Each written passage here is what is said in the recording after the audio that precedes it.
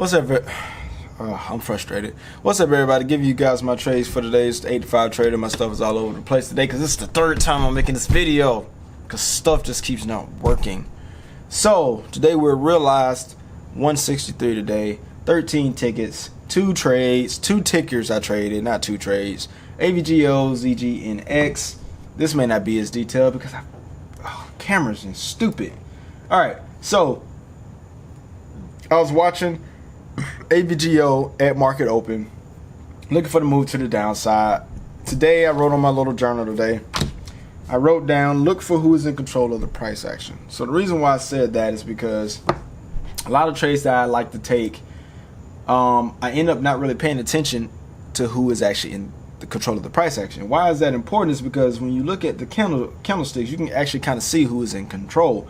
So right here in this candle, you can see that the price action, the bulls or the bears pushed the price action down to the 200. People covered, then the bulls took over, took the price action to the upside. Right here, the bears were in control, price action sold off, and that's probably why the price action continued to sell off here. So at the price, at the open for AVGO, I was looking for a sell off, but I knew that I needed to take a small share size because the price action of this could easily go either way. You could easily lose a lot of money. So as you can see right here, the price action sold off so beautifully and rejected off the 9-moving average in the textbook 9-moving average trade.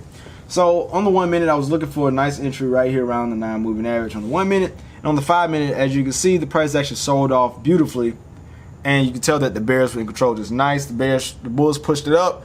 Then the bears took control and just pulled it down. So I went short after that at the 6 minute mark, 202.15, 50 shares, because like I said, the price is actually easy to squeeze up. But my stop was right around above this 1 minute candle, rather than wait until the price action got up to the 9-moving average like I sometimes do. So the price action sold off and I ended up covering half right here at 198.57, 25 shares left. Then I covered the other 25 lower than that, and then the price action squeezed from there. So I was up 193. I was up 193 on the day within the first 10 minutes, and then I gave most of it back because I made more trades on AVGO where I screwed up my position size, but luckily I caught myself. So I took another trade on AVGO looking for a move to the downside, made lower highs, lower lows, made a nice little low. Think we're going to go ahead and get that push down, reject the 9-moving average, and move back to the downside and get back to lower day. So what ended up happening, I took 100 shares at 226, and I ended up stopping out at 290. So I lost about 64 cents on that. Andrew in the chat room also took that trade, so I wasn't the only one that took the trade, and we both realized, okay, this was stupid. So we ended up covering. Then I took another trade on it thinking I can catch the move to the downside. I took 50 shares this time. Then I took another trade thinking I can get the move to the downside, then 50 shares, and then I ended up stopping out, gave up on it, and said, okay, I'm done with it, tired of giving it all back. So it went from 193 down to 58. So at the time when I was up 193, I only took 3 trades, so not that many amount of commissions. Perfect, literally the perfect day, perfect trade. 1 trade, in and out, get out, go home. I mean, not go home, get out and enjoy your day, do whatever you want to do. So yeah, I messed that up. But the reason why we kept going at it, trying to catch these this trade, because you can tell that the price action sold off, right? And then the bear and the bulls were basically fighting. People fighting, bears trying to push it down, bulls trying to push it up. But there was really nowhere that it was going. So in my mind, I'm thinking, okay, if the bulls couldn't push it up higher, then the bears was keeping it down, which means that it's still weak. So that's why we kept trying to take the trade, trying to get the momentum to push the trade, trying to get in there. Me trying to help push it, even though I'm in a similar, help push the price action down. Of course I can't, you know, you get what I'm saying. We're trying to ride the wave back to the downside with all the rest of the bulls. So it didn't happen, and I ended up realized $58 on that. So ZG and X, I ended up missing this nice move on ZG and X because I was watching AVGO, trying to make some trades on that.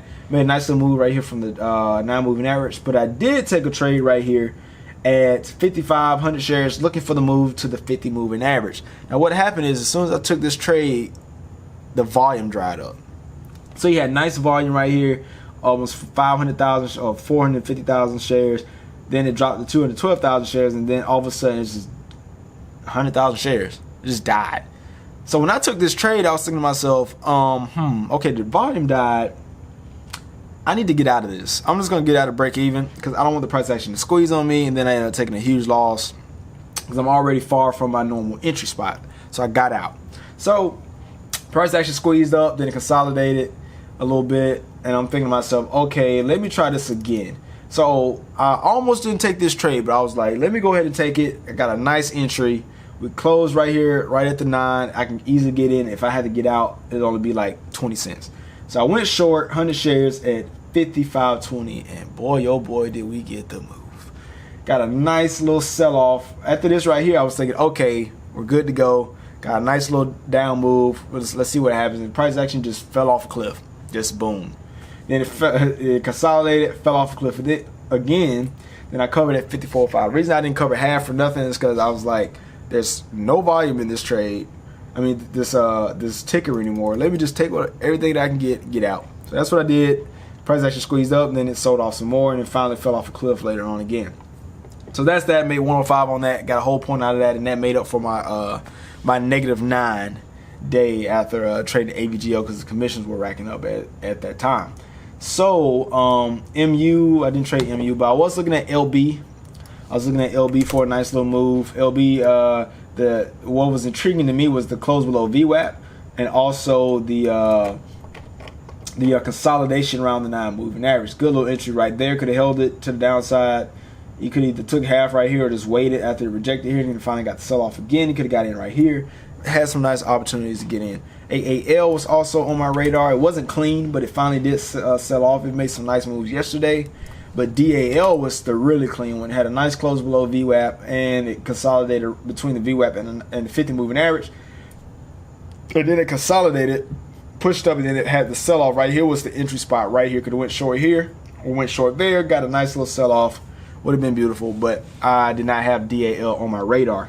I also wanted to trade BIOC, but BIOC did not have any volume, garbage price action, but it was on my list as well. So today, like I said, I made the mistake with the 100 shares on the AVGO, but I caught myself and I was like, okay, I know that I really mess up with position size, and when I made that mistake, I was like, okay, you're getting greedy.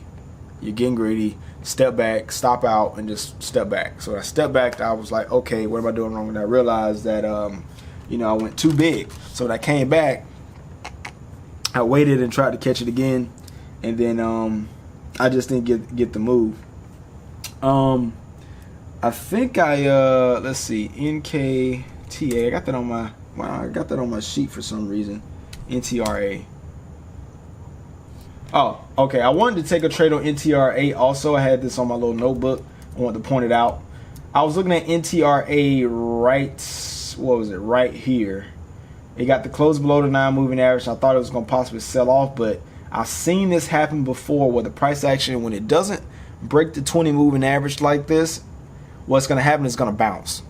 So you see right here, it didn't necessarily close below it. It bounced. You see right here, it bounced. It kind of touched it again. I've just seen, even though it's not perfect, I've seen that happen before, and that's what made me not take the trade, because I feel like price action was going to bounce, and that's exactly what ended up happening.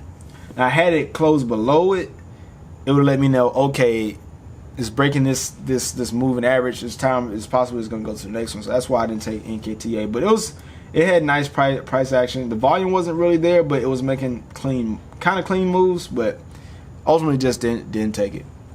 But yeah, what I really wanted to focus on was or rather what I found myself doing when I went back and looked at all my trades. Well, not all of my trades. I got a lot of trades, but my bad trades recently, within maybe the last 30 trading days, 2 things stood out. I take very large position sizes when I shouldn't. Well, 3 things. I had some very bad entries where I shouldn't be taking entries, and 3, I was taking large position sizes at those bad entries. So what I did today, I made sure that if I did take an entry, I wanted to make sure that I took it, of course, at the best possible spot I could. And I made sure that if I didn't get the most favorable entry, I made sure that I didn't just take a big share size. Because what ends up happening is that I end up taking these big share sizes, and then I got a late entry, then I get squeezed. Or if I ended up getting in right here, and then I'm adding more as the price action goes down, because I would get in here, add more here, and then what would end up happening is that I would end up stopping out a lot higher because I'm gonna be looking at my original. All right, my dang camera died again, but I'm okay. I'm just gonna make this quick.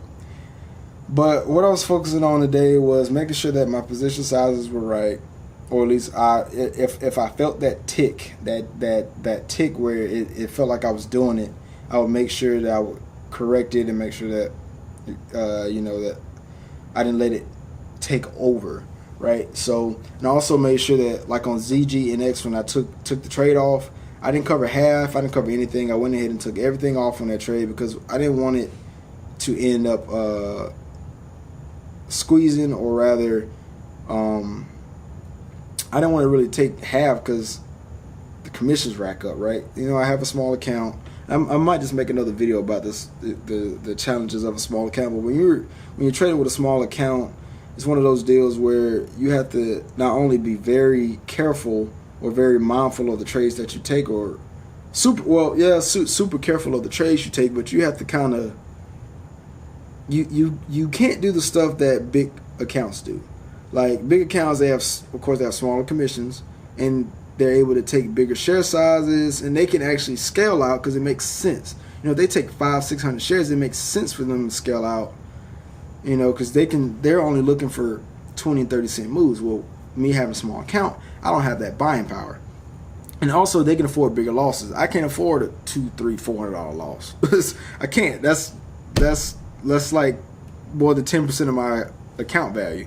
So for me, I have to settle for smaller losses, which means that I may have to get in and out of a trade a lot quicker than they do, which means that I'm racking up commissions. So even though I'm making gains, I have to think about how much of commissions am I racking up, because even though like 13 tickets today, right, 163 realized, when you look at that on the net P&L, that's only $95. That's almost half of what the realize is. So if you think about that in what your profit and loss is when you have a good day, imagine what it is when you have a bad day.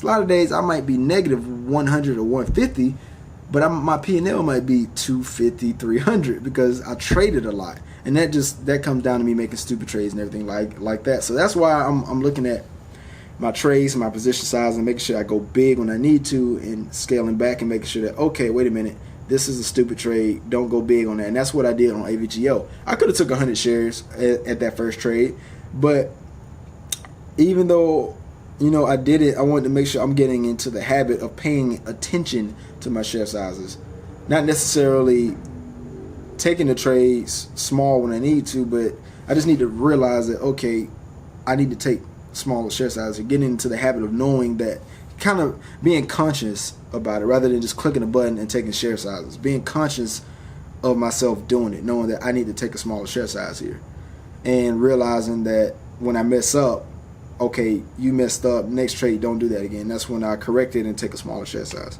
So that's what I've been focusing on, and it's working out. I just got to make sure that I keep remembering to do it.